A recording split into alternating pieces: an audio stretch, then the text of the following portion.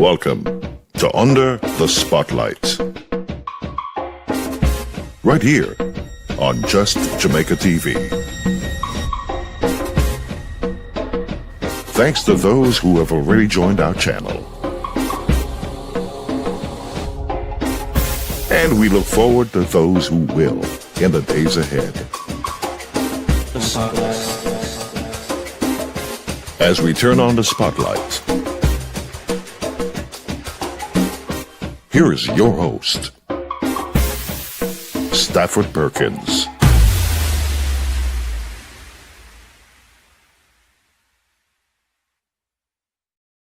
All right. Good evening, one and all. Welcome to today's live Under the Spotlight. Well, today it's all about Jamaica again. And, sometimes we will travel far afield to bring a program. But this evening, we're staying in Jamaica because, in a way, it's a very special day with what happened in with Joe Biden, the outgoing President Joe Biden. He's in his pardoning mood. And I think he made maybe the last of his many over, I think they say, in terms of pardon, there are 4 pardons, but a lot of commutations of sentences, which he considers, prison sentences, which he considers excessive. And it's mainly for they're mainly drug related, and there's a non-violent drug related pardons. And it's very interesting with this pardon thing. You can be pardoned for a crime, and you can be exonerated for a crime. And this evening's program, we are going to be focusing in a way on the difference with pardon and exoneration as it relates to our Jamaica's first national hero, Marcus Mosiah Garvey. Garvey was a man, you'd say, before his time, but he served in a time that it was necessary. When he was around, when he was walking in the physical perspective in life, as we know it, the African people were in a bad, even really bad way. We were nothing more than drawers of, hewers of wood and drawers of water.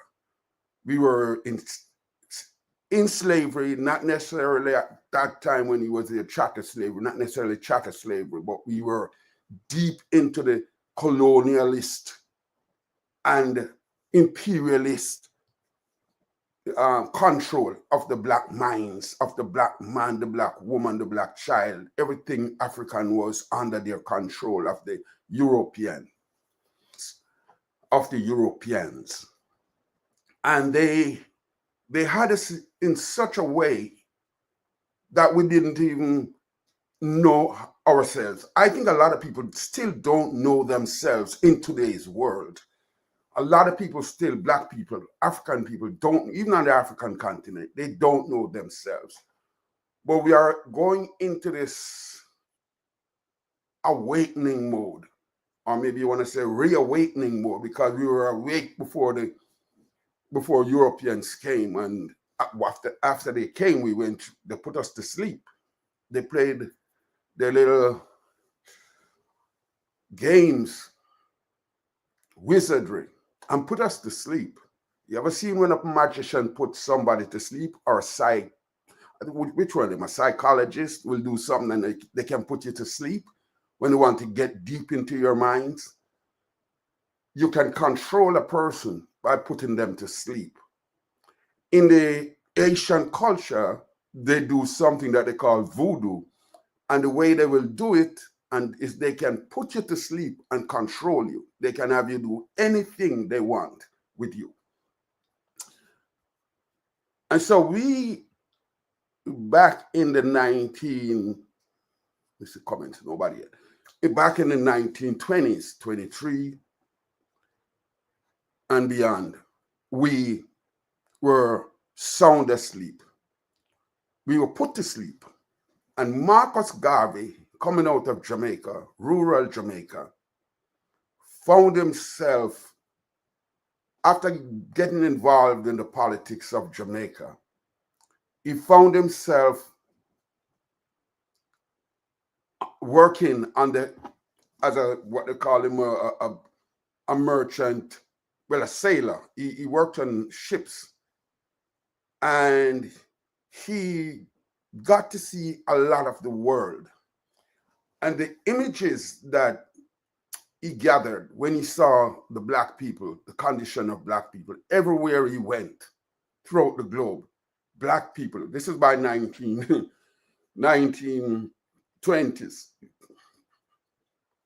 maybe not even, maybe say before the 1920s then, because by 23 he was in the United States, and he was seeing the same situation. And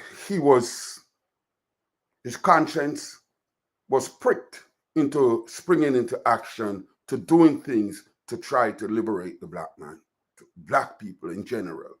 He had gone to Africa, he had gone to Europe, he had gone to Asia, he went all over, sailing the high seas and seeing people, black people, in this terrible condition. And so he ended up in America after a while, and he started a movement, UNIA, Universal Negro Improvement, UNIA Association. And then with that, in that development of the black man, in pulling together the black man, he was able to have a movement, a very large movement. The movement grew into the hundreds of thousands, and it involved, people on the mainland of North America, in the Caribbean, in South and Central America. I remember once I was in, I think it was Panama. I was in Panama, and I went to a place, or it might have been Nicaragua, but I did go to Panama, and there was something there about Marcus Garvey. But I think in Nicaragua, there is one of the buildings that Marcus Garvey used to own. It still has a name on the building and everything. Marcus Garvey, the association, UNIA. And so he was there for a long time. He was there doing his thing. The movement grew into this massive movement. And then, for those of us who have an idea of how things have gotten turned around for us, black people throughout the earth, we were pushed down to the bottom. Our identities were taken away. Our gods were taken away, or the way we saw God, or what we call God, or our religion, everything. Your name, the only thing they couldn't strip is the color. They hate it so much. But Garvey came about through some mysterious means, and one can only say it was ordered by the universe, or you could say it was ordered by God. Because during those days in the 20s, when he reigned, when he was at the pinnacle of his operating as a black liberator, there was no TV. Don't even think there was radio. It probably was just coming in or something. When you're doing anything, you couldn't get the instant connection to people like we have now. And he would be out there working, and he grew so big that he would fill Madison Square Gardens. People come to see him speak. One of the things that I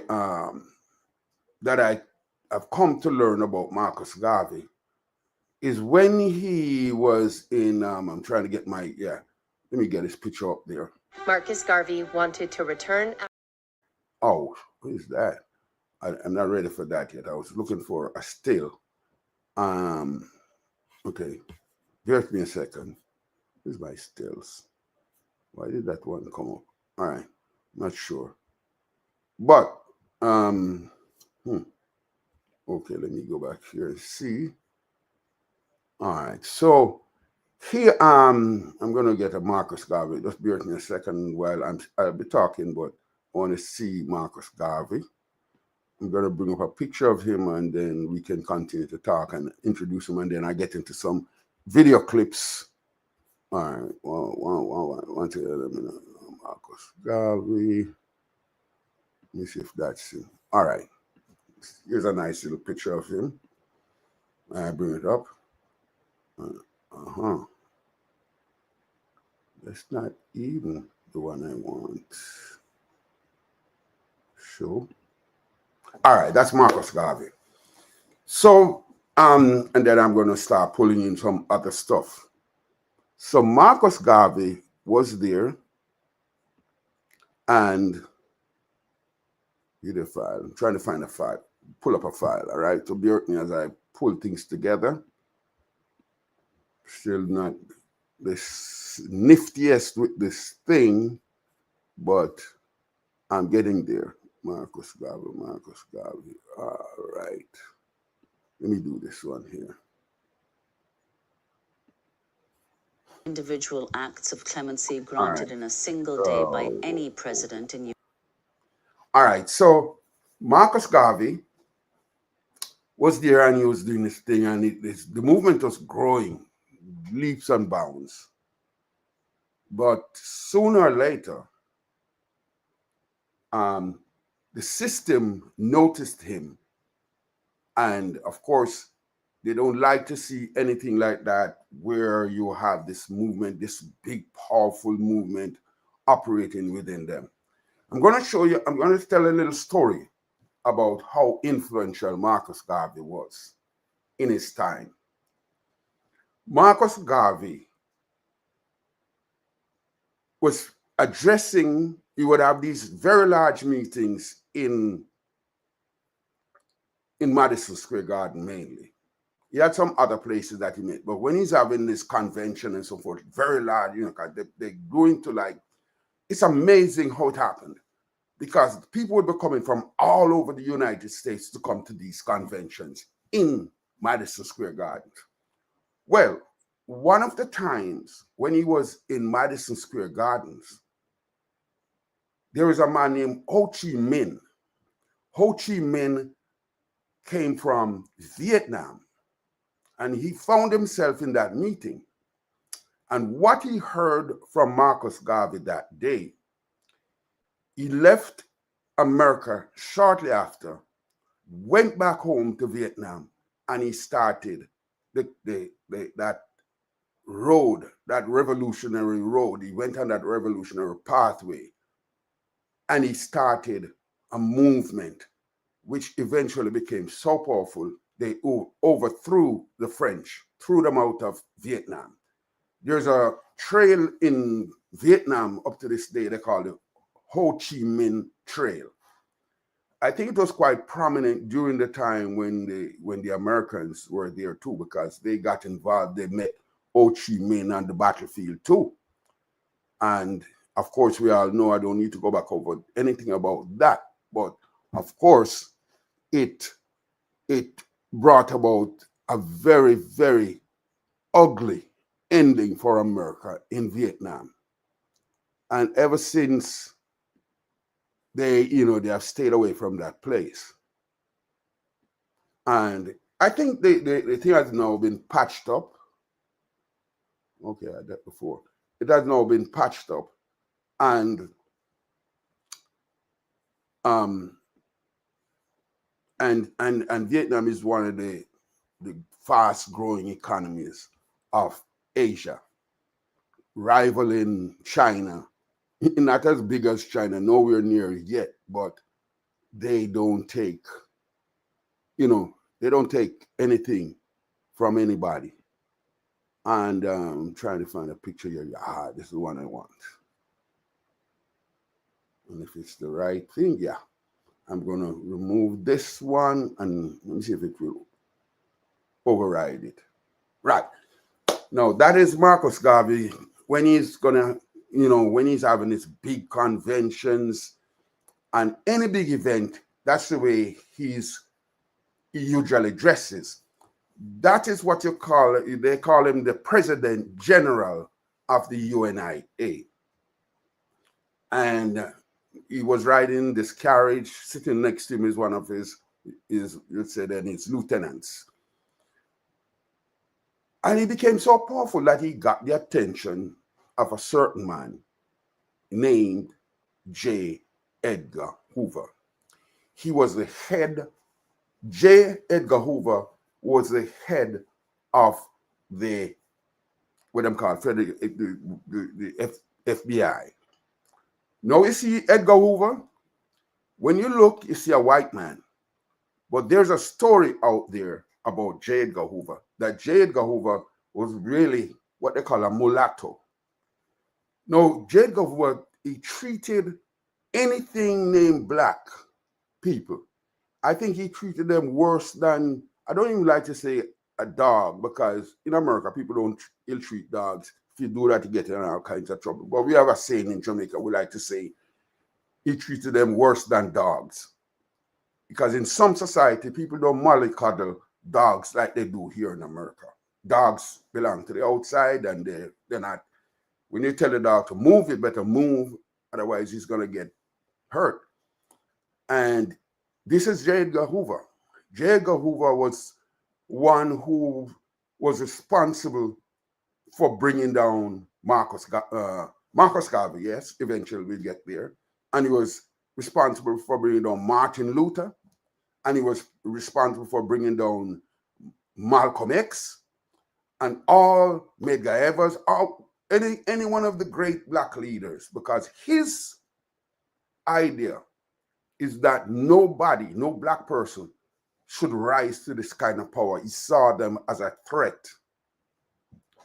And I'm, for those who can't tolerate this type of discussion, I'm going to just ask you to excuse yourself. We have no problem with that, but this is something that has to be discussed, because today, Marcus Garvey was exonerated, and we have to talk about it. Why was he, well, not exonerated. The word exoneration and pardon in America are two different things. Both of them, you are absolved, taken away whatever the crime that you committed, or this so-called crime that you might have committed. One of them will clear your name totally, and one will just relieve you of, give you a pardon and another chance. So pardon is giving you another chance. You still have the thing on your records. Exonerated or exoneration can mean totally cleaning off the slate. But so my question today then, in the head of my program, is to ask the question, so Joe Biden pardoned Marcus Garvey. Why didn't he exonerate him? Because if he had been exonerated, all records would have been cleaned, and he would have had a clean new slate. All right, so what led us here at this point is that people now in Jamaica are talking, everybody's excited about this, and politicians like when these kinds of things happen, so they jump on it and they want to make hay with this kind of thing. They want to get mileage out of this thing. And of course, in the People's National Party, they jumped on it and they expect to get mileage out of it. Now, when you look at where we are, and I'm kind of moving away from J. Edgar Hoover for a minute, because he's going to be prominent in the discussion as we move along. But he's one of the players in this movie that or this drama that is about to be played out. But here comes another one of the people who is now positioning himself as a lover of Marcus Garvey. Now, one thing you have to remember about Marcus Garvey was not loved by the Tappanaris class, what we call the Tappanaris class in Jamaica. He was not loved by them. They hated him, as a matter of fact. Because just like how they hated Martin Luther King in America, where they say he has come to cause trouble, to stir up their Negroes, the same thing it was for Marcus Garvey in Jamaica. The Tappanaris, they saw him as an agitator and one who has come to stir up the masses. And so the class of them, which is usually of the lighter hue, they never liked him. They never loved him. But here's one Englishman, because we were under the British rule, so all our troubles were with the British. And here's one Englishman who has found his way into Jamaica, and he wants to now pull a wool, just like how I told you, they pull this wool over our eyes, you know, the wizardry, they pull off the wizardry and have us stop believing in ourselves, seeing the other people, the lighter hue of people, as those who have it all figured out, and those are the all-knowing and all-powerful people. So here, all right, so here is this thing where, let me see, this is one on. Here's this thing where Massa Mark, who's from Britain, and I've been telling people that he was sent to Jamaica to come rule Jamaica because the Britain, all the colonialists around the world, they have been losing their colonies. And the most recent struggle is with France. So we're not going to get into that, just to mention. But the British have lost the most. They gave up the quickest because they went into a war with Hitler. Hitler brought them to their knees. They couldn't feed all of the colonies, including the massive India and Australia and Canada and all over the place. So they had to give up a lot of these colonies. And so this Massa in Jamaica, let me bring him up on the screen, because this Massa who wants to rule Jamaica, he came out and he gave a speech about this pardon of the man Marcus. Now there, see, we have him up there where he is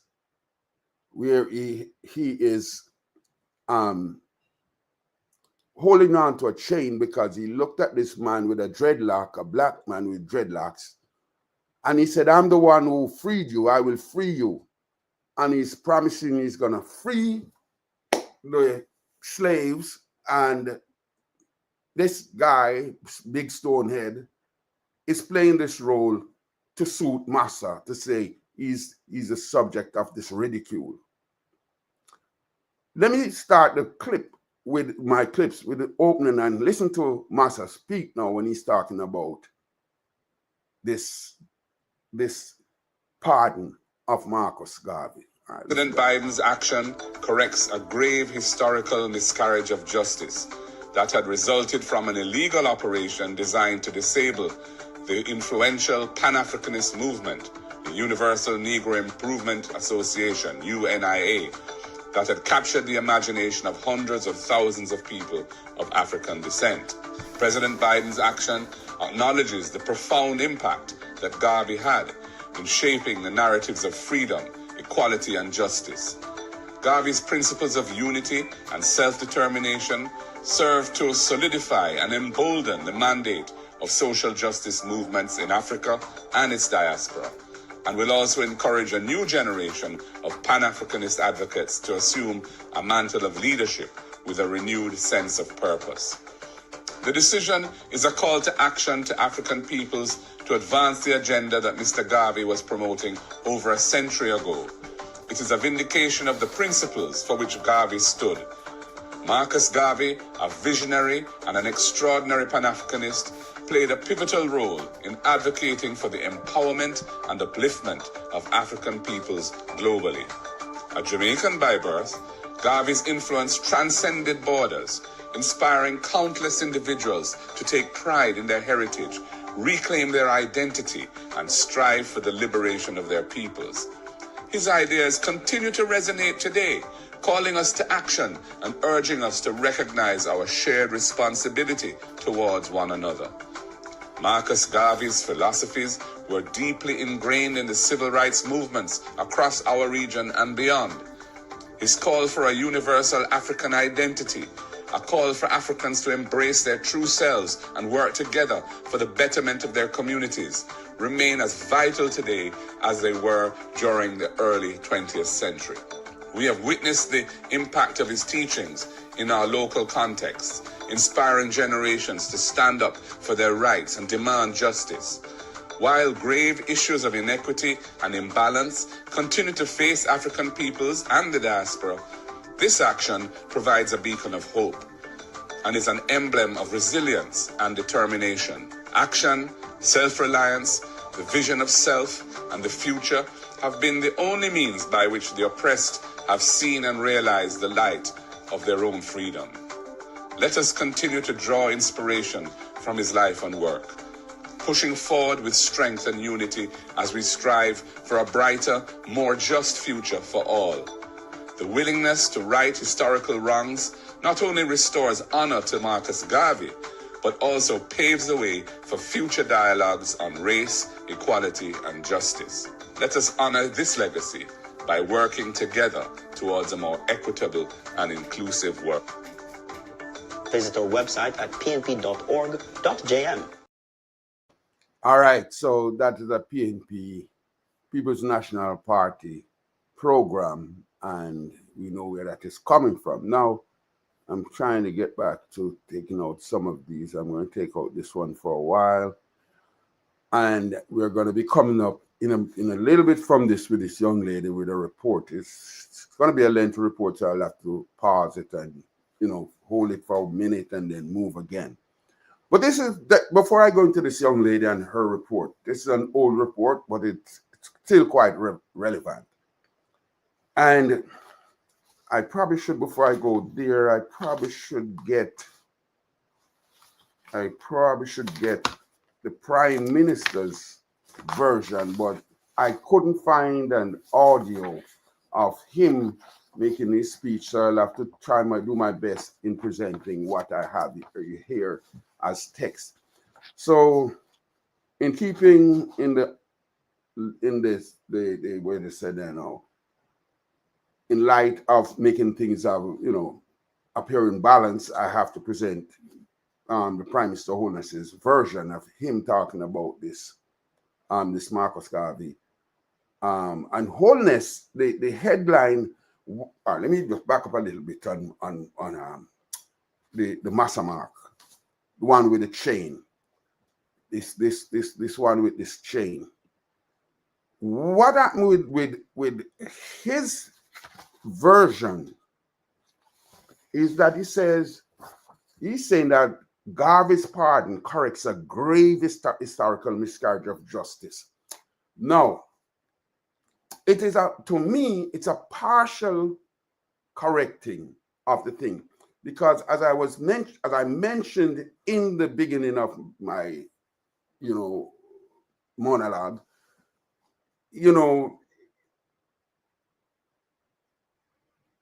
there's a question of whether Garvey is to be exonerated or should it be just pardoned. Now, there's a thing with pardon and there's a thing with exoneration, and I will come to both of them after I've done Holness's version. And so first, it was the one I played with Golden, and he's saying that Garvey's pardon corrects grave historical miscarriage of justice. It has not fully done so, because Garvey was not guilty of anything. He was set up, he was accused because they tried in many, many different iterations of trying to bring him down. And the one they tried to bring him down on tax evasion, they tried to bring him down on trafficking human thing across state lines when he was driving with his wife at the time in the car, and they tried to charge him to say he was trafficking human. They failed on that. Then they came with the tax thing. They failed on that because where taxes are concerned, Garvey ran a very large empire. It involves the shipping line, the Black Star Line. Then it also had manufacturing, and it had all kinds of parts to it, where it was a massive empire that he was running. And to show you how well the organization was run, they tried to go after him with taxes, tax evasion, and all kinds of things, and they failed at that. They came up with this little Arabian scheme to say we're going to get him on what they call mail fraud. Now, even now, if you send things through the mail and it is illegal, you are going to you could end up in jail for it. But the companies who do the stock market, they send things in the mail all the time, selling you stocks, selling you ideas of buying into a stock, all kinds of things. What they held Marcus Garvey on is what they call it. He had sent out he was selling shares in the company, in the Black Star Line, a company. And he sent out all over the place, all over America and throughout the world. He mailed out prospectus, what they call the prospectus of his company, or whatever aspect or part of the company he was putting on the market. And what they claim is that it was a scam. They say it was a scam, but it was no scam because he actually bought the ship. He did all kinds of things. He was looking out and helping to rebuild the people's lives whose lives were shattered. Because remember now, slavery ended in 1880 something. Don't be exactly right now, but I'll bring it up in a short while. Slavery ended in the 1800s then. I'm going to put it that way. And you're talking about 1910, 1920, somewhere around there. That means people were in bad shape. They were running away from the South. They were lives were miserable. They're coming up into the North. Just after the First World War, a lot of people ended up in the North and living in terrible conditions. And Garvey was there trying to uplift them, and they saw where he was doing them good and so forth. So Garvey didn't really do anything wrong, but they were forced, the system, Edgar Hoover's system that he had created to destroy Black lives mainly. And what I say, the strangest thing about Edgar Hoover, he's mixed blood. He had some part of his mother or his father was Black. But he had this hatred apparently for Black people. Maybe he hated himself for having Black blood, as I say. But here it is that this Garvey was doing this thing. They're going overtime, working overtime to bring him down. And they couldn't bring him, they couldn't find anything. And eventually they brought this nonsense about that he sent things through the mail. Just the same way the stock market, it was just doing whatever is going on in the stock market, selling and sending out prospectus. And they said he was selling stocks. A scam company, which is not true. He had a company. All right, I'm going to bring in a clip. It's going to be a lengthy clip, but I'll break it and then go, stop talk until it's finished. So let me go for this clip. Let me make sure I clear this out so that things, all right, there she is. So let me go and start with this one. U.S. history. According to the White House, Obama has now commuted more sentences than the last 11 presidents combined. But Obama has taken no action on several of the most high-profile prisoners seeking pardons or clemency. All right, I want to stop here because I just want to say something, because she's talking about Obama. This is an old clip, and this is a question that came up to Obama when he was president to say, will he pardon or exonerate Marcus Garvey. In some quarters, they say he wanted to do a full exoneration. The exoneration is a much more complex kind of thing. The pardon, you can use executive order and pardon somebody. Oops. You can use executive order. Bear with me a second. Oh.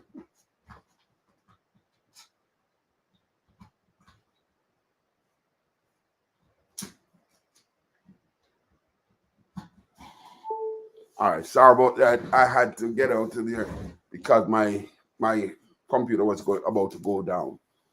All right, so that I brought up this one to show you that this is not new, where the thing was, where this question came up about pardon or exoneration for Marcus Garvey, and Obama was one of the president that everybody was hoping that and wishing and hoping that he would have done it. But Obama, I think, wanted to do an exoneration. He wanted to exonerate him because the difference between the exoneration and the pardon is just an executive order which says, all right, I forgive you, you committed a crime, I forgive you, and thing. But Marcus Garvey did not commit a crime. So we Garveyites have been pushing and asking for an exoneration. And in the last dying embers of Joe Biden's presidency, he probably I don't know, maybe he was getting a whole bunch of cards to say, look, just give him a pardon. We will take it from there or something. It must have been. But he gave up a pardon. I just want to do a little, I forgot, I'm going so much that I forgot to bring in some of wholeness. Let me bring in the wholeness thing, and then I release this lady to go again. And she'll be talking about the Obama period, and then we're going to come into the Joe Biden time, which is now.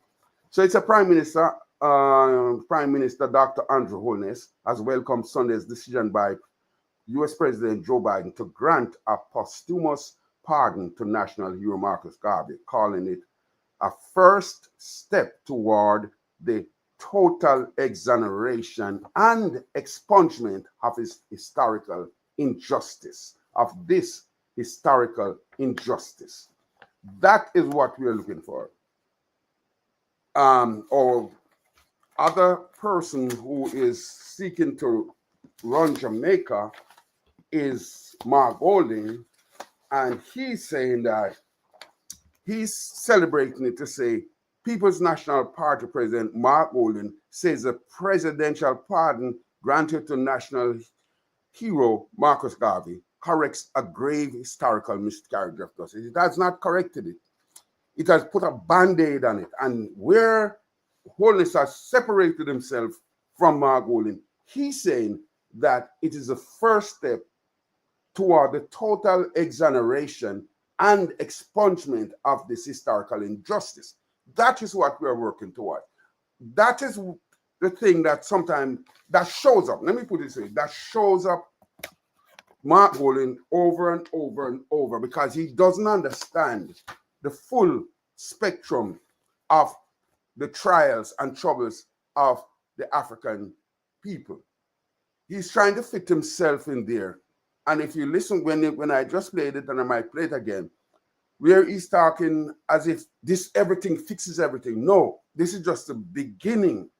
Because in the concept of what we talk about pardon, they says the pardon is to forgive. Let me get it. The pardon is freed from any, well, that's exonerated with my pardon. It's often used when someone does not understand what another person says. All right, so that's a pardon. You say, excuse me. No, that's not what we want. We want to talk about the pardon in terms of saying the pardon is sort of a quick fix. It's a quick fix. You try to be slick with it. The pardon where you pardon somebody from a crime, you send, you know what, you are pardoned. you're pardoned, but that doesn't necessarily give back the person their whether in life or in death. That doesn't clear the person's name, which is what we are looking for. I'm looking to do this thing, but I'm not finding one paper. I'll find it. So one of them, the pardon is of a lesser nature, where it is where you say, okay, I pardon you because you did something, whether it's real or imagined. This President Joe Biden, I'm pardoning you. I'm giving you, to take away this thing. You're guilty, but I'm giving you another chance. Exoneration means you have totally wiped the slate clean, make it so that like it never happened, right? And so when I look at how both Mark Golding addresses the situation and how Wholeness addresses the situation, both men are looking at it from two different lenses. Because Mark Golding is saying that, yeah, this has corrected a grave historical miscarriage of justice. Wholeness is saying this is a first step toward the total exoneration and expungement, wiping clean of this historical injustice. So we think the people who wrote this for Mark Golding, they need to go back to the drawing board and rethink it, because they themselves don't know. And if one of the persons, I don't know who they use to write things for him, who is the writer for him, who is the public relations person, I don't know if it's Dayton Campbell, I don't know which one of them. Once upon a time, it used to be, Raymond Price would do things like this. I'm pretty sure Raymond Price would have been smarter about this if it was him. So I doubt it's Raymond Price. You hardly see Raymond Price in the picture these days. So I doubt it is Raymond Price. And if it's Raymond Price, man, you fell down on this one. You see. So, that's why I said before I go further, I wanted to clear up something to say, let's look at what happened to what Joe Biden did. Joe Biden was being asked to exonerate Marcus Garvey. But they said the exoneration process is a much more lengthy process. No, Joe Biden didn't start to do this thing at the beginning of his time, of his 4 years. Because if he had done that by now, he would have been able to do it, because he can do it by himself. But one of the things that I noticed about exoneration, listen to this. Exonerations are often publicized in the media due to their nature of correcting judicial mistakes, highlighting issues in the legal system. Pardons may also be highly visible, especially if they are controversial, but they are generally seen as acts of clemency rather than judicial corrections. In terms of legal effects, exoneration can allow an individual to completely disassociate from any criminal implications of their past, often making them eligible for compensation for wrongful convictions. Pardons might relieve certain legal consequences, but do not offer the same level of restitution, since the conviction remains valid, even if the penalties are set aside. So you see, one of the things is that when they do this pardon, they dodging a bullet. They're staying away from forgiving, making themselves have to make restitution for an injustice. And so that's this thing about pardon and why one would say, why are you fussing over it? But that's what it is. One of them just said, all right, you're committing a crime, we forgive you and you move on. The other one said exoneration. One said, no, I didn't commit a crime. You're admitting that I didn't commit a crime, that there was an injustice, and you are going to make it so that you do restitution for whatever it is that you do. All right. So before I go any further, I'm going to say we have a lot more to bring into this, to look at this situation where Joe Biden did his pardon, where Mark Golding is celebrating the pardon with nothing, expecting nothing else or nothing more, nothing less, nothing more, satisfied with that. And where Andrew Holness is saying, no, this is just the beginning of the steps to make this thing, to right around. So if you are liking it and if you want to continue to hear more, I'm going to ask you to share this live. I'm going to ask you to subscribe.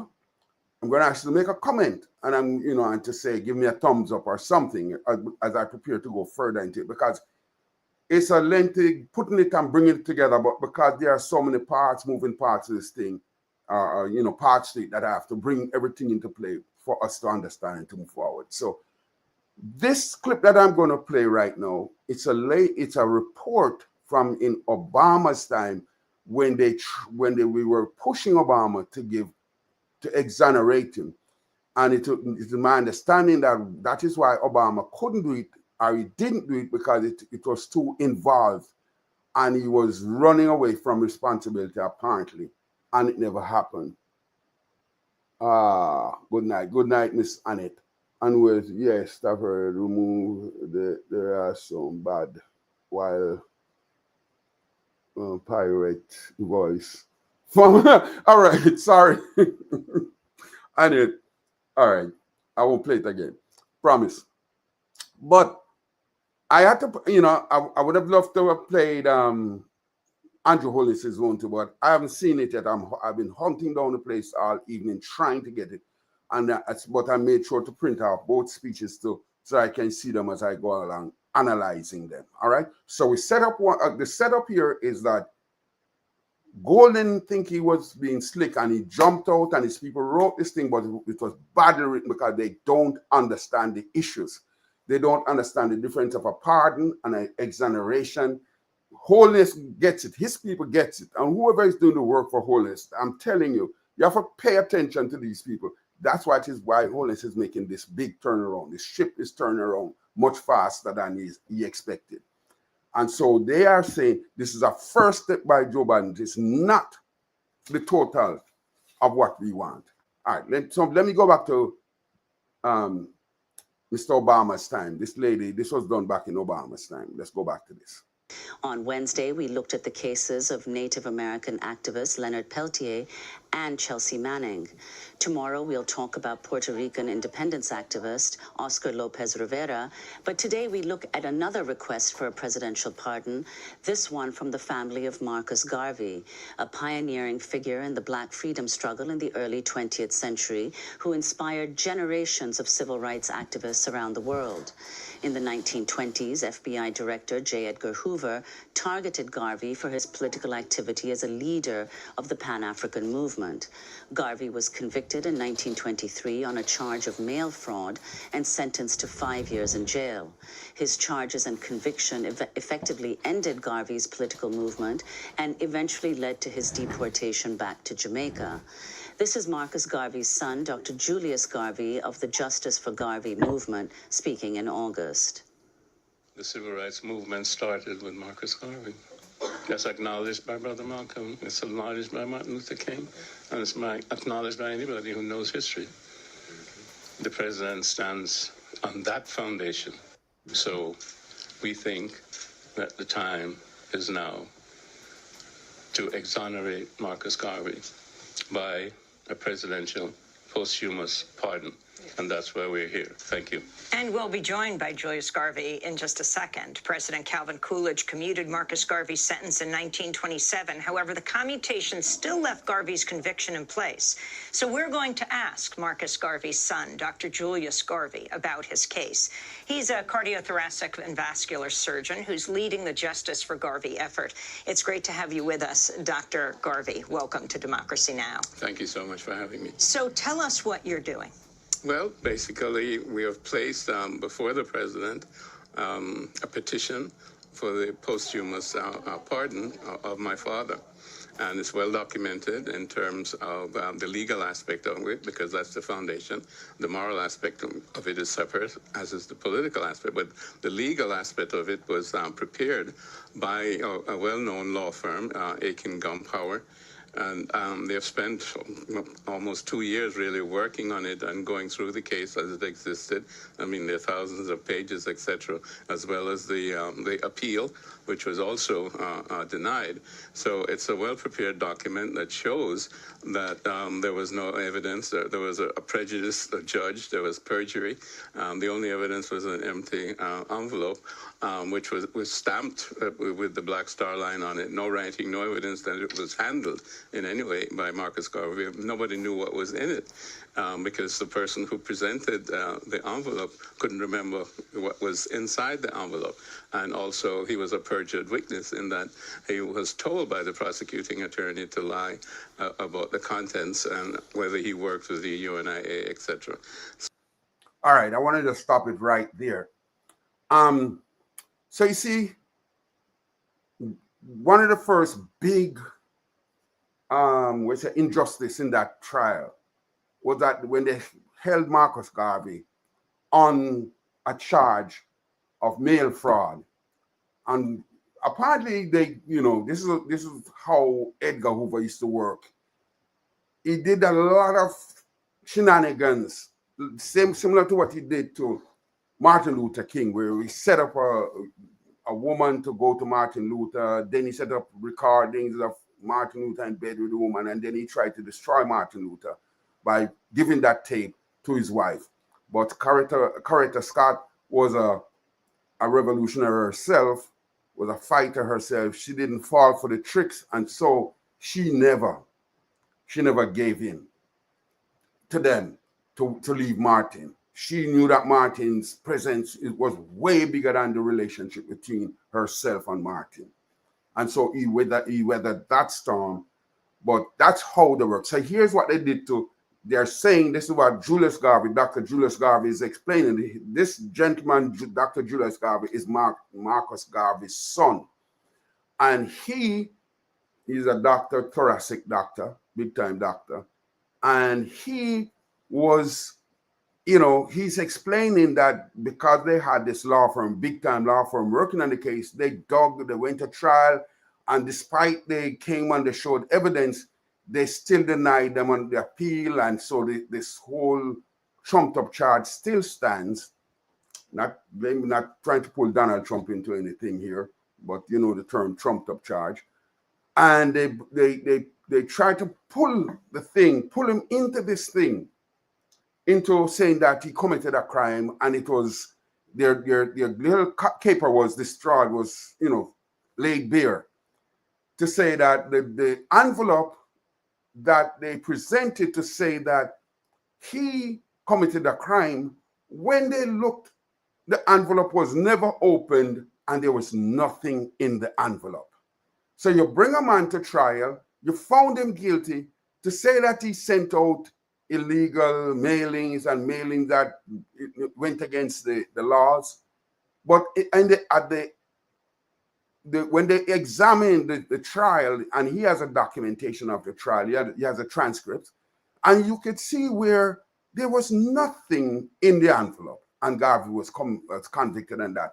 So it was, that's how it was, and it still is that way for Black people in America. You go to trial, and they can fix it any way they want to get you convicted, and you can't do a damn thing about it until maybe when Christ come back as they promised us, you might get these changes.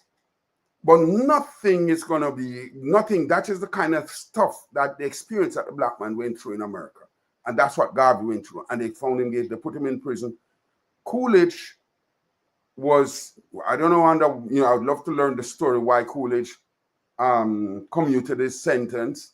He was given 5 years but I think they looked into it, because I think from readings, they said Garvey was a model prisoner. He never gave any trouble because he believed, one of his teachings, he said, when you go to prison, if you go to prison, be the best person you can be in that prison. If they give you an order to do something, you do it.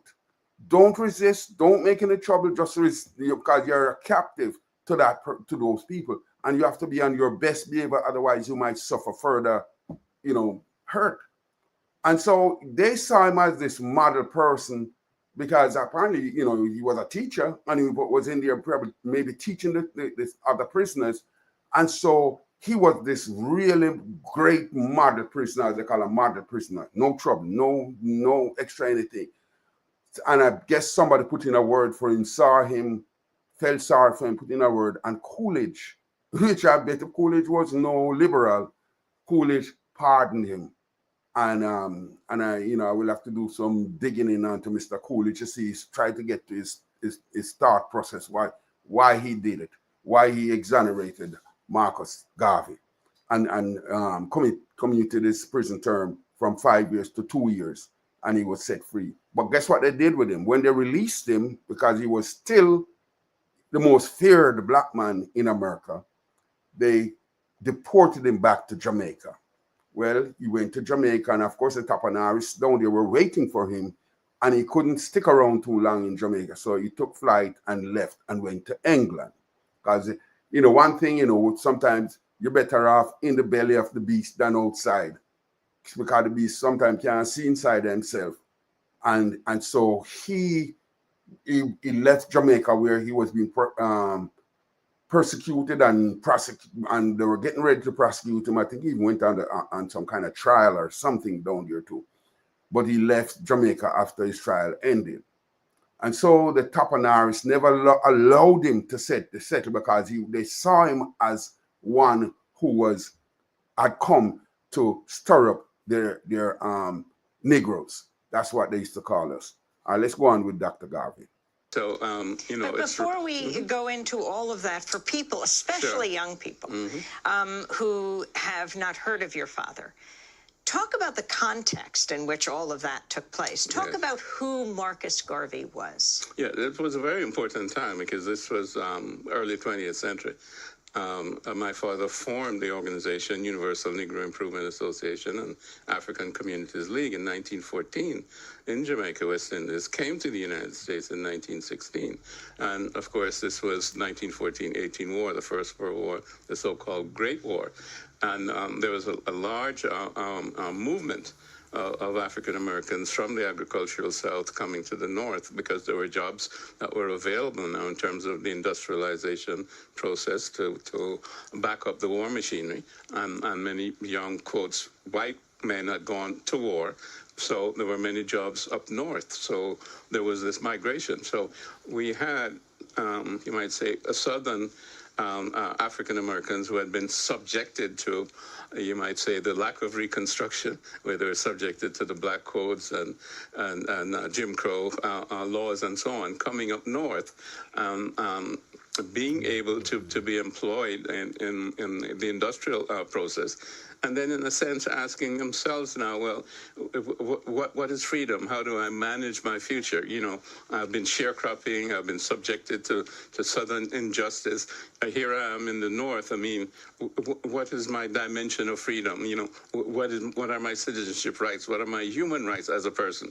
And my father, in a sense, had the answer because he had been all over the world and he had seen the conditions of African people in the Caribbean, on the continent, and also now in the Americas. And his idea was really to unite African people around the world because it was a process that had subjugated them.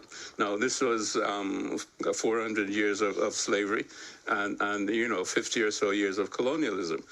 Colonialism, you know, started in 1885 with the Berlin Conference, where now Africa was simply invaded and dispensed to different European groups who just took over and, you know, reduced populations to peonage. And of course, post-slavery, you know, there was no assessment of the needs of African people who had been enslaved for such a long time. So there was no reparations for African people. The reparations was for the slave owners. So African people were destitute all around the world because of slavery, because of colonialism. And Marcus Garvey felt that, my dad felt that, you know, it was important to unite African people because with that unity, we would have some strength in terms of our resources, human and otherwise. Well, let's turn to Marcus Garvey in his own words, speaking in 1921, shortly after returning from a long tour of the Caribbean and Central America. It is for me to inform you that the Universal Negro Improvement Association is an organization that seeks to unite into one solid body the 400 million Negroes of the world, to link up the 15 million Negroes of the United States of America with the 20 million Negroes of the West Indies, the 40 million Negroes of South and Central America, with the 280 million Negroes of Africa, for the purpose of bettering our industrial, commercial, educational, social, and political conditions.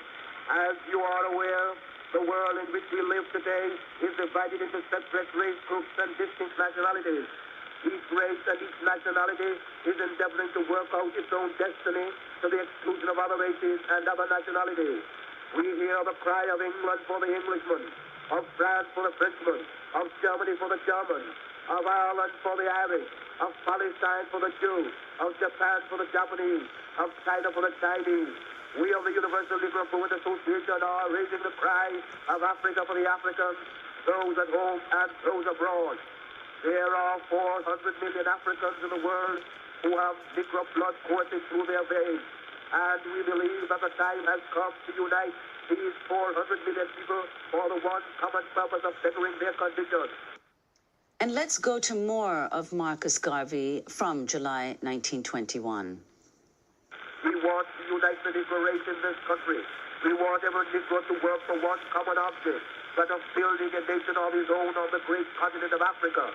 That all Negroes all over the world are working for the establishment of a government in Africa means that it will be realized in another few years.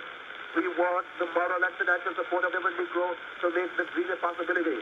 Already, this organization has established itself in Nigeria, West Africa, and is endeavoring to do all possible to develop that Negro country to become a great industrial and commercial commonwealth. Pioneers have been sent by this organization to Nigeria, and they are now laying the foundations upon which the 400 million Negroes of the world will build.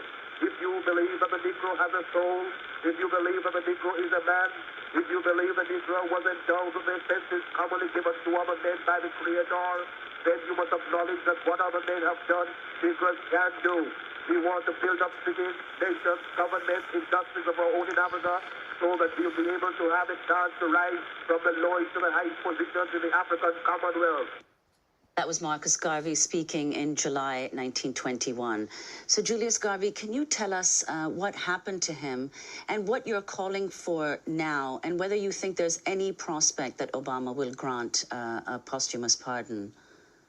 Yes, well, basically, he was targeted by J. Edgar Hoover of the FBI as early as 1919. He called him a Negro agitator up in Harlem who was agitating for radical measures of uplifting African people. So he infiltrated my father's organization. The first black FBI agent was hired at that point in time to infiltrate the organization, and there were many others. Hoover and the Justice Department were looking for some means to criminalize Marcus Garvey so that he could be deported, because he was an immigrant. He had filed his first papers, but they were keeping him from becoming a full citizen every time he left the country and so on. They wouldn't grant him visas to come back in, et cetera, et cetera. He had an attempt on his life by someone who came into the Liberty Hall, shot 3 shots at him. 2 sort of hit him, grazed him, 1 in his leg. That person ended up, quotes, committing suicide within 24 hours after he was arrested in prison. So, he said he wasn't going to take the rap for himself. So there was a concerted effort, by whomever, but we do know also of J. Edgar Hoover. And they were trying everything. The Mann Act, of course, transporting a woman across the state line. The woman was my mother, his wife. Of course, she wasn't my mother yet at that point in time, but she was his wife. They were looking at him for tax evasion, and they were looking at him about the Black Star Line, which was his signature economic project to trade between Africa, the Caribbean, and the United States. So again, the whole idea was a political trial to destroy him and hence destroy the movement. Have you heard from the White House? No, we have not heard back anything from the White House. Well, we're going to do part 2 of this. All right, let me stop that here. I'm going to move it out. Let me move this out, remove this from here, and I'm back. All right, because as I said to you, that's as far back as in Obama's time. Now, Joe Biden, in the dying embers of his time as president, the 4 years that he was able to serve, because everybody saw that physically he was not up to it. He couldn't go any further, and people called for him to step down. He waited until almost only 107 days were left before he decided to step down, and it didn't give Kamala Harris enough time to build a solid firewall to guarantee her success at the polls. She did a really great job, a banged up job, and I'm proud of her for what she did. I would love to see her come back in the future. I hope she has the energy to do it again and to go through that primary phase, go through the primary thing where people can get to see you and learn about you and know you. And if they see you as that person, then you will be the one who will be selected and will go there and run, and I think you will beat a lot of people. So anyway, by the way, I want to say something. There is a lady who is watching this show right now. Her name is Mina LaFortune. I hope I pronounce it right, because it's a French name from Haiti.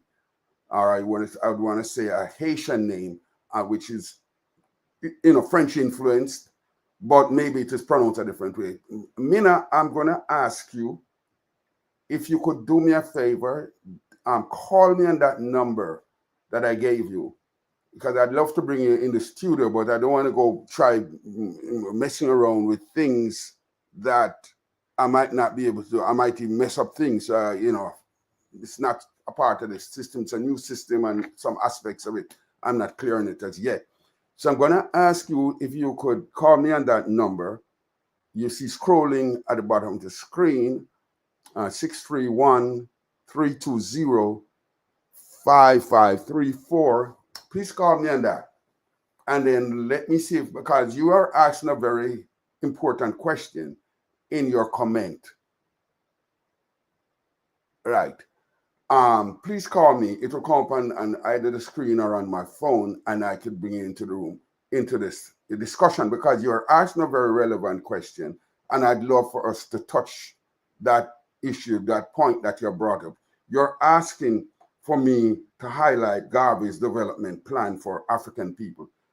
Based on discussions we have had, I think you are quite capable, and I'd like to bring you in to, add you to this conversation, even for a few minutes. All right, so go ahead and call that number. I will allow you to come, and you can tell us some of what you know about Garvey.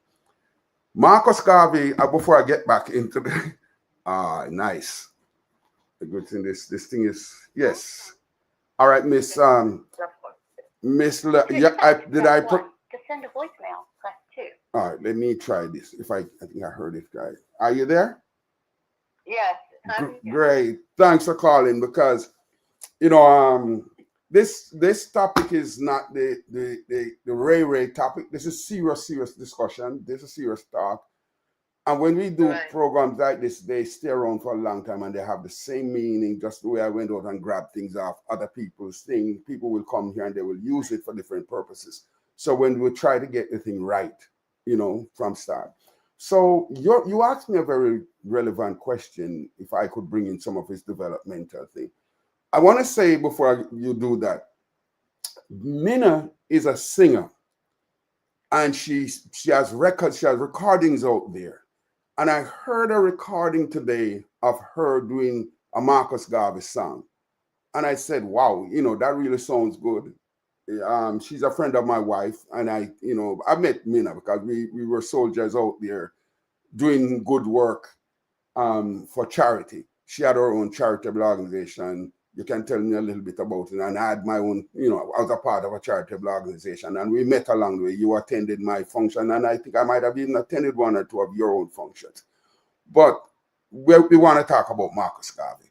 Tell us what is, you have this song, I wish we could play it. If you feel like you want to recite it as a poem, because as you explained, it was once a poem, just a poem, and then you put music to it, and it sounds really good. So go into it and tell us who is Mina LaFortune, and then tell us your connection with this whole thing of Marcus Garvey. Okay. Thank you for having me. My name is Manila Fortune, and I'm a recording reggae artist. And yes, I wrote a poem back in the day, like 2018, regarding Marcus Garvey, which I developed into a song called The Black Star Liner. And, you know, it's a very popular song. It's been supported by many DJs across the New York and Florida landscape. So the song is basically, you know, highlighting Marcus Garvey as the great liberator who created the Black Star Liner, coming from Jamaica, going to Africa, you know, to bring us together. That essentially, that is a song. I'm trying to bring up lyrics, but the thing is that Marcus Garvey has always been an inspiration for me because of his vision for the development of the African diaspora and Africa, and his development plan for the diaspora and Africa has always been the highlight for me, because I see him as the Black political and economic messiah, because he had a plan, and it was a plan that was designed to develop economic means for the development of the economic needs of the African diaspora and Africa. We are missing that today. We understand the importance of working together and enterprising ventures for our own development, for our own advancement, and connecting with each other, connecting with Africa, and looking for opportunities, for entrepreneurial opportunities that can build wealth within our communities. So, to me, Marcus Garvey's vision is tapped. The gap and scratch the surface of what his vision means. So, I would like, if you have the time, to delve into that aspect of his contribution, because that was what attracted so many people, over 6 million members worldwide, to his movement, because it was a promise for development, was a promise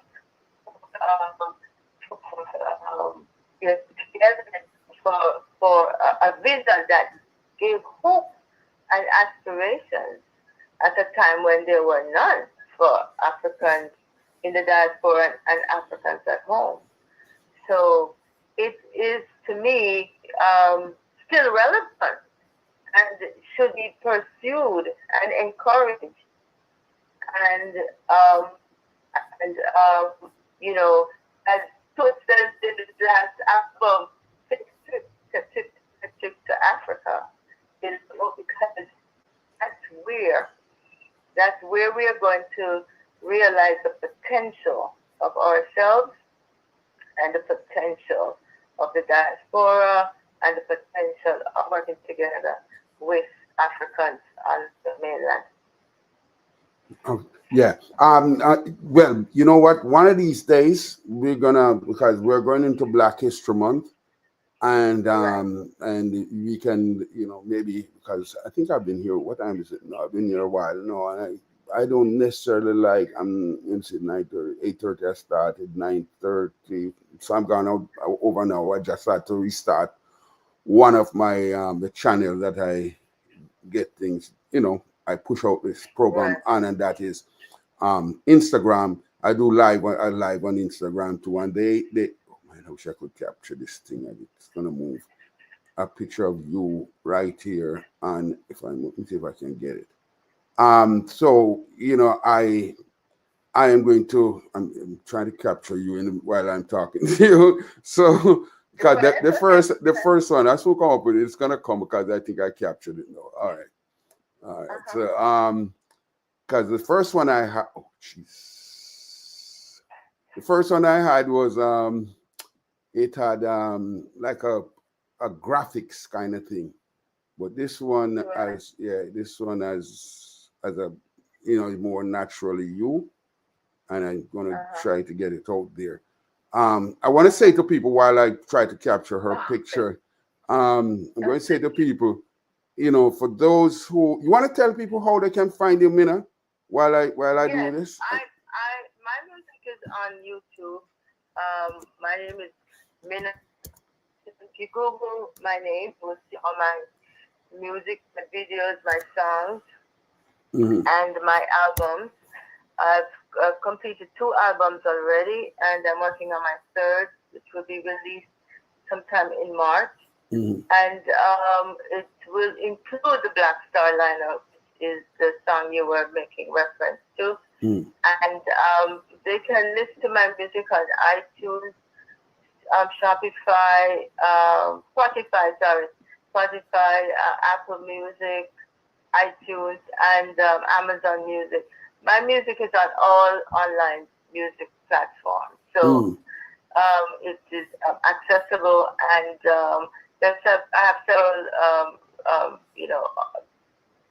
articles written about my music in the Caribbean Life, in Wavy Magazine and Remixed Magazine, and just different music magazines have you'll see several articles about my work, and I welcome people to listen to my music and be enriched and motivated and inspired, because that's what my music is about. My music is not just for entertainment. So what I'm gonna do, Minna. I don't know if I could get it in. Maybe I could put it in the graphic. No, not in the chat. Let me see if I can get it there. Good night. All right. So her name is Minna, Minna, and that's La Fortune, La Fortune. The fortune or the fortunate? What is that? All of the above. Fortune. Okay, sir. I put the name. Did it go there? Yeah. See, Minna La Fortune. So please, I can't play the music. I wish I could play that music because I like the music when I heard it this evening about Marcus Garvey. We are talking about him. We are, celebrating him.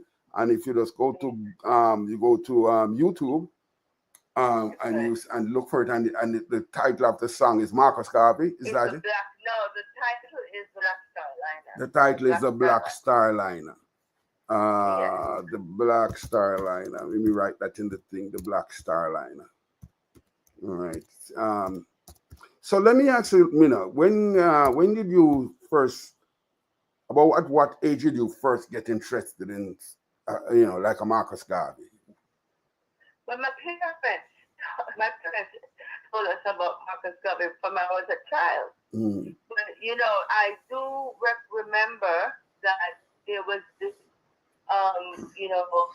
what's it, conversation about Marcus Garvey in Jamaica. It's like you could not speak openly. Watch it. Are you moving? Because sometimes we lose a little piece of what you're saying. I'm sorry. Yeah. Yes. Try to stay in one place. Yeah. Yeah. There was this guarded conversation about Marcus Garvey before he became accepted as a nationalist hero. But we didn't talk about him in school, for example. And so it always felt like it was not permitted. He was off topic. He was on topic outside of school, but he was not permitted in school. Well, so you didn't feel you didn't feel permitted to discuss Marcus Garvey on any school campus in Jamaica. Let me ask you this. Were your parents of the Rasta faith? No, my parents was just regular Christian, church going people. They weren't even church going. They sent us to church. So they were just regular people who loved. My mother was a folklorist, and my father was a lover of Jamaican music. So they taught us all about the Black artists. I knew about Mira Makiba through my father, Hugh Mastakela through my mother, the Pat Domino. I learned about Nina Simone and all those people through my parents. Because they listened to their music. Yeah. Let me steal a little bit of that. Let me steal a little before I let you go on. Let me steal a little bit of that from you. My thing is, my parents never showed me anything. They didn't teach me anything about no Marcus Garvey, none of those things. But I lived in an area of East Kingston where a lot of the Rasta culture was being taught, and they used to have over in that Jonestown, Arnett Gardens area where Bob Marley them come from. And we used to travel from Vineyard Town back over into, because I was actually born in Jonestown, or what is now Arnett Gardens, somewhere along Lincoln Street, I think they call it. And then I left there like age 3 or 4, somewhere down there, the middle age. But the thing is, I didn't hear anything. I wasn't old enough to understand that time what was, and it probably was not so much in that era. The Rasta thing was more into that Bacawal era where Carnation Market and place down there, so which is now Tivoli Gardens. So, but the thing about it, let me tell you, I learned from the Rastas about Marcus Garvey. And then when I left Jamaica for a while, and then I went back to Jamaica and I got a job with RGR. So I even became more steeped in this Black culture thing, Black awareness. So I went to Jamaica, and here comes Marcus Garvey's birthday. So I decided, I'm coming from, journalism school, and I know to produce something and all them. So I went put together this program, and this news editor looked at me, and she was going through some trauma. She was traumatized by the idea that I was going to put on this program. And she said, no, this is Marcus Garvey, our first national hero I'm telling you about, nobody else.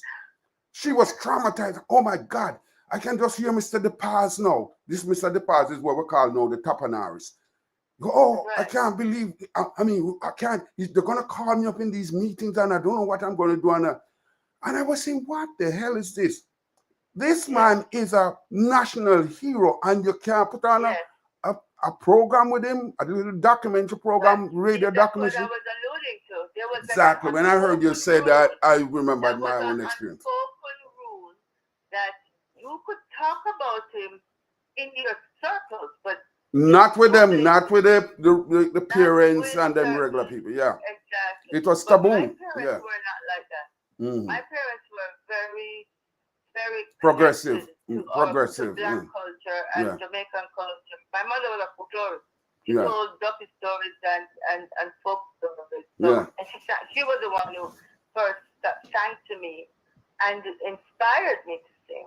Okay, so I was very in tune to music from an early age and different types of music, different cultural music. My father spoke fluent Chinese, for example. Are you serious?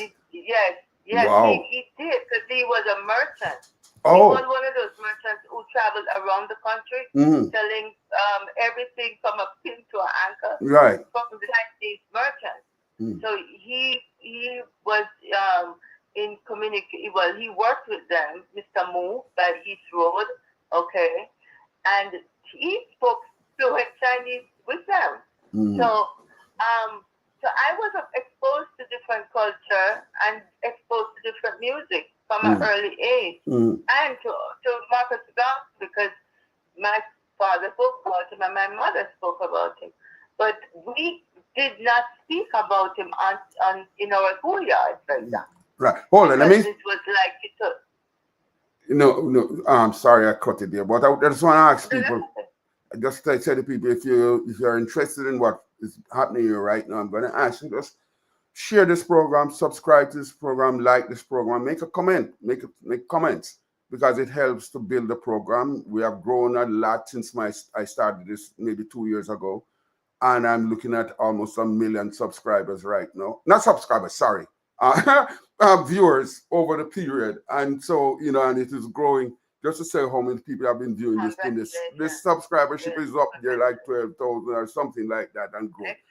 But I just want to say to people, if you're liking it and you want to share this with your friends, please do, because this young lady, it's not long before she's discovered it on a larger scale, because her music is very good. And I listened to this Black Star Line, a song today, and I said, wow. So I asked my wife if I could speak to her, and we chatted briefly, and I said I would love to put it on the show, but I would have to go apply for the permit and all of that. I'm not sure how fast it would happen, and I could get in trouble with YouTube.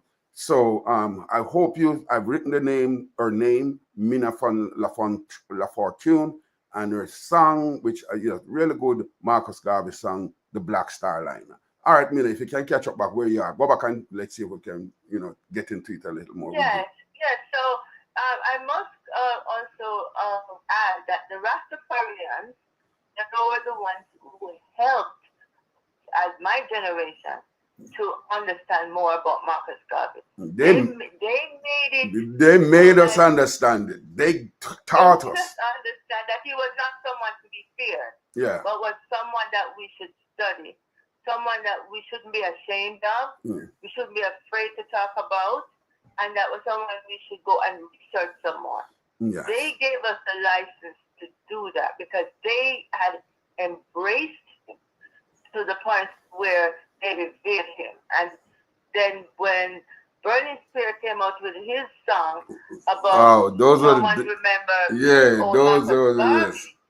That was then another prompt. But the one to me was before, I think the Marcus Garvey words come to pass. That was I think exactly. that was the first one. Yes, so Burning Spear, who we admired, because Burning Spear and College Church, they were came out about the same time, and they were all doing these cultural root songs, and we were into it. My generation, my brother and I, my friends and I, and we started to pay attention. So this is one of the big things about Jamaican music at that time. Jamaican music at that time was educating us about our culture, our relationship to Africa, and our purpose in the world. Well, may I tell you that we also educated the Africans, because one of the things I found out that we in the West, in the Caribbean, because of the education through reggae music, we were way ahead of the people who lived on the continent. Those leaders we saw who became powerful and big and bright, they came to America, saw Garvey teaching, and took back, and one of them mainly, it was Kwame and Nkrumah. They took back what they learned from Garvey back, and he's the one. Yes. Kwame was very impressed with Marcus Garvey. Yeah, he learned from Marcus Garvey. Yes, and he took his teachings to heart and helped to shape the political landscape and vision for Ghana. Yeah, so that shocked the colonialists, because they were used to the docile, subservient African. And when Kwame went back, and not just Kwame, several of them went back. Nelson Mandela knew about Garvey.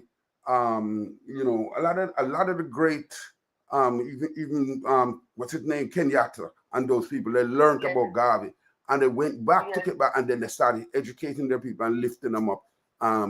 Today we see a great leader has emerged in Ibrahim Traore of Burkina Faso, and he is a Garveyite. He's a Pan-Africanist. He learned it from Garvey, and this is a very young kid. This kid is like 36 years old now. Maybe he's going to turn 37 this year. But that is the transformation because of Garvey's teaching, and because of the vessel in which it was carried, the teaching was carried, was, as we talked about Burning Spear and Bob Marley and all those people, they were the vessels who carried this message across the earth. And yes. Do you know that there are some churches here in America? I think there are AME churches that uses the UNIA flag on their pulpit. Yes. Okay. True. Yes. The black, red, and green flag. Mm-hmm. It is prominently displayed. Yes. In their churches. Yeah. I don't think you'll find that in Jamaica. No. And that is a salute to the legacy of Marcus Garvey. It's actually the colors of what we call the African Liberation Movement. That same the same flag. It is the African Liberation Movement flag, and that's why you see New York was like LA and those places, and DC, Philadelphia. Those are the places that Marcus Garvey went to, and the teachings reached as far out as those places. He was big in the Caribbean. He was big in Central and South America. There are still places down there. You go there. I'm a little mixed up right now which one I saw it in, whether it was in Panama or Nicaragua, because I went to both of them.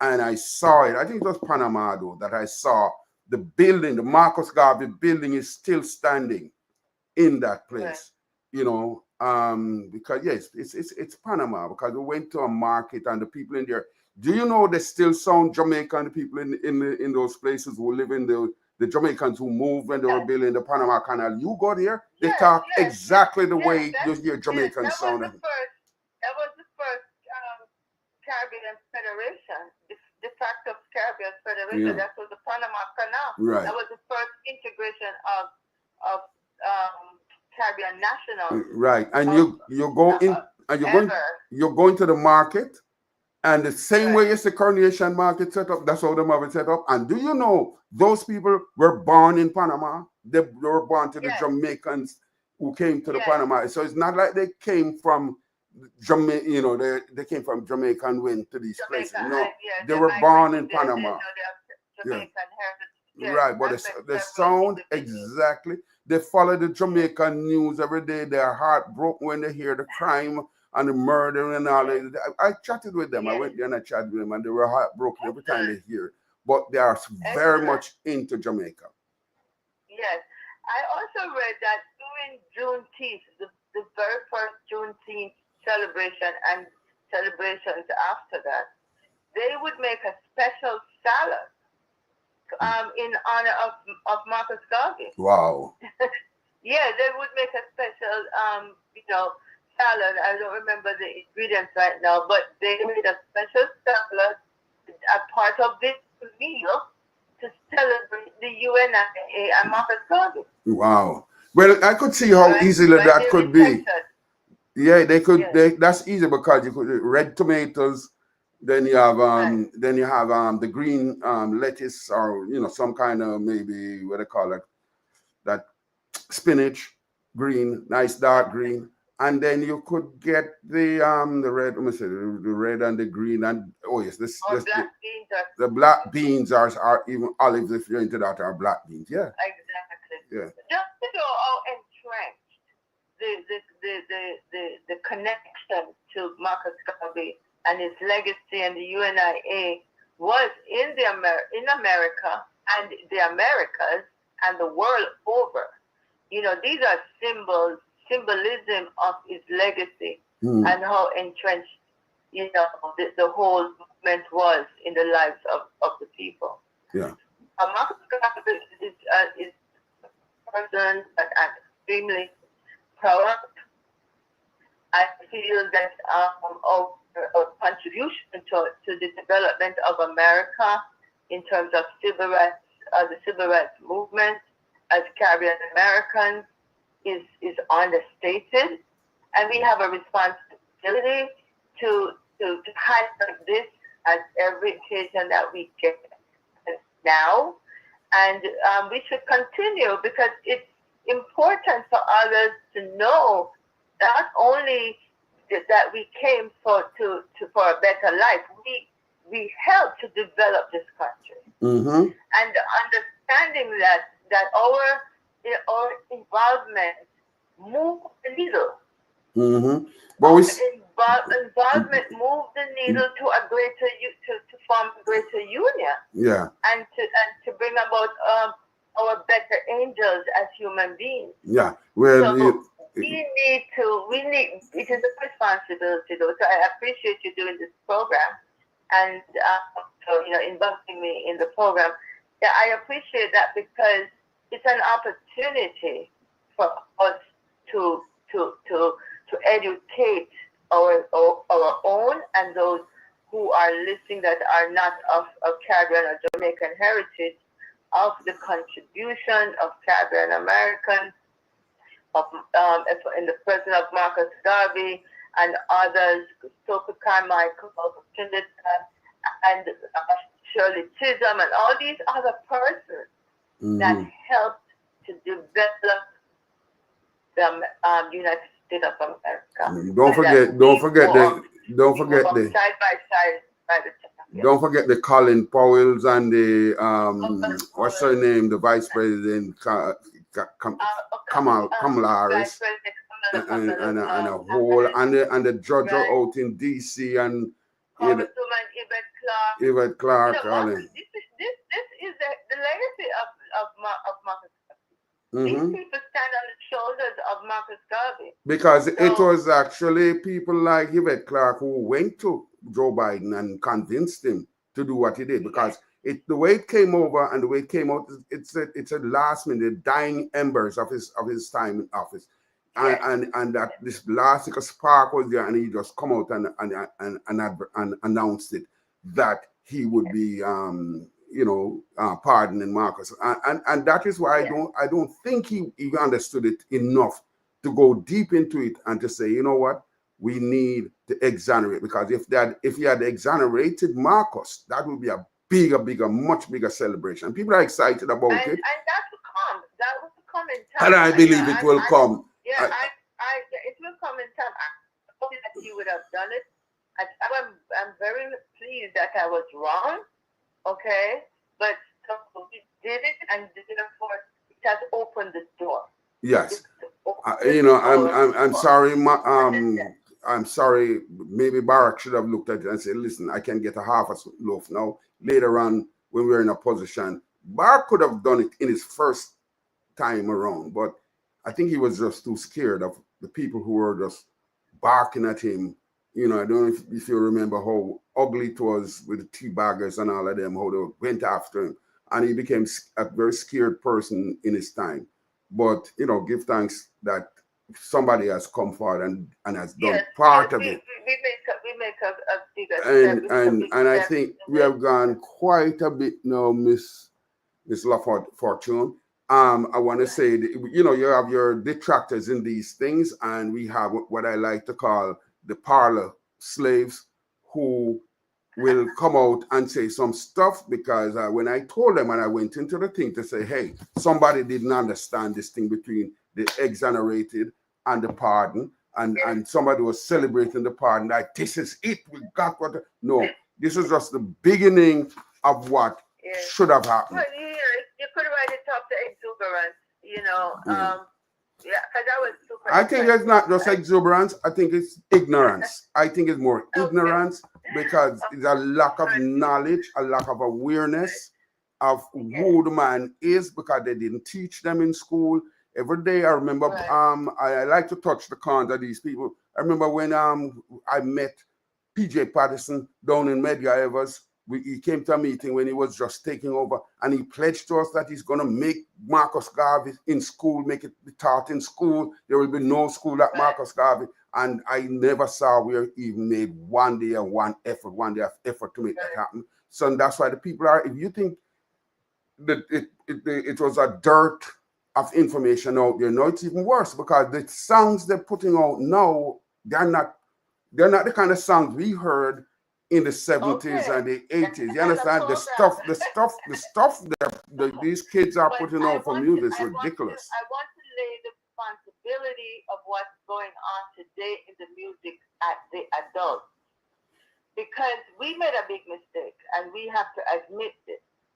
In our time, when the music was evolving from the ska to the rock steady to the reggae, these were young adults who were doing this music. These were not children. Today, it's the children who are doing the music, and they're going crazy. but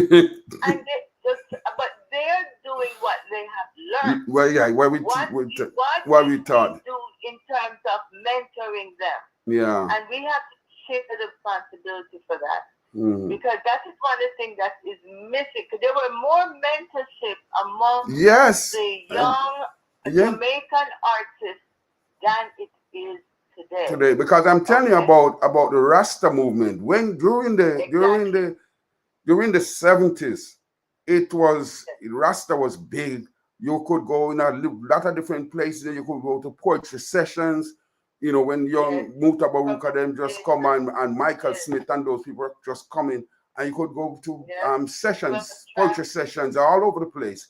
Out Carey Beach, out, you know, there's a place in Webster up in the half-tree area. All over, you have these different places where we could go listen to poetry reading. And then you could go to different Rasta sessions, or then the music started, you know, evolving into this, what it is. But that's where, you know, that's what has happened. So we didn't correct that. We didn't keep that going. Okay, that fell by the way. And so what came in it, what is imagined by the young people, and what do they imagine? Vain things. Yeah. So they sing about the vain things. So we have to share that responsibility. Yeah. And you know, many of us dance to music. So this is it. So we also feel the imagination because we approve it. Yeah. So we have to take responsibility for putting the ball, but not entering or hearing what we know that watch it. You're moving again, Mina. So it's affecting. Yeah. Go ahead. Yeah, because we're not even putting on our own knowledge base. You know, we're not like learners as we should. So how are the young people going to be mentored? How are they going to take on the direction that we want them to take? They're going to follow their own minds. And what is in the mind of a young person who have not lived? Yeah. His own imagination, his own imagining, or her own imagining. So, you know, remember, they're the young. They have not lived the lives that we have lived. So, know the stuff is that we have had to develop and to survive. And we have, you know, who we have studied along the way, who we have looked to as our mentors. Yeah. So if we mentor them, they're going to follow their own imagination. Right. Mina, we got it. You know, unfortunately, we have to pull it down because we've been there a while. And if you make these things too long, it turns people off some. So we will, you know, I think this is a good conversation that I'd love to have. I said February is coming, it's Black History Month. I want to do some stuff during that time.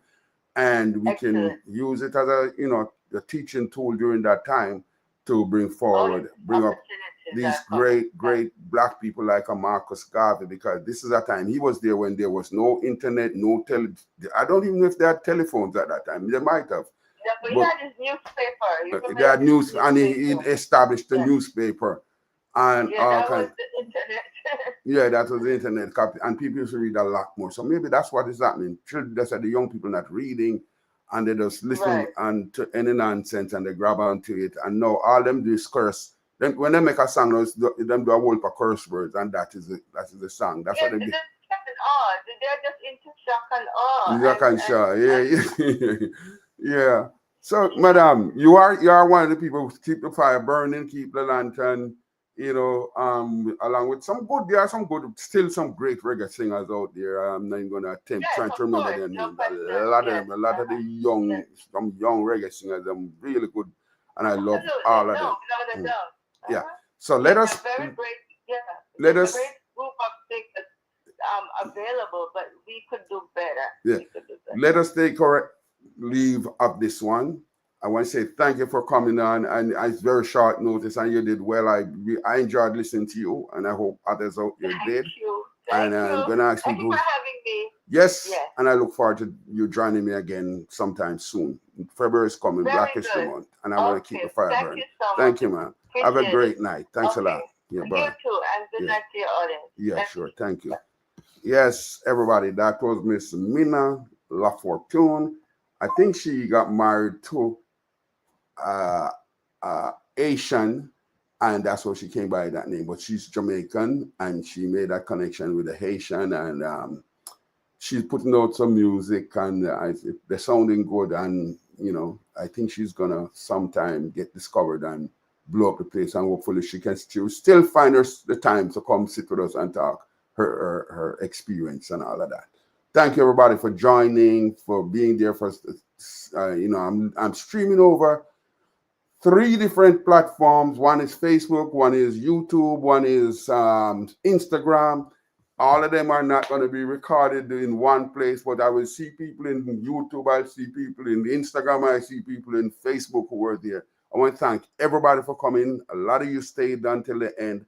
Thank you. We look forward to doing this program again. I have a lot more clips I wanted to think. I have some stuff I wanted to read, but I think it was a good that Mina joined us and brought us a real life experience of the thing. And, we were able to compare, and what she was saying was, matching what I'm saying. And so we just made that great connection. Everybody, please, thank you for joining. Please share, please like, please subscribe to the channel, and leave us a comment. All right? Looking forward to seeing you guys again very soon. Have a good night.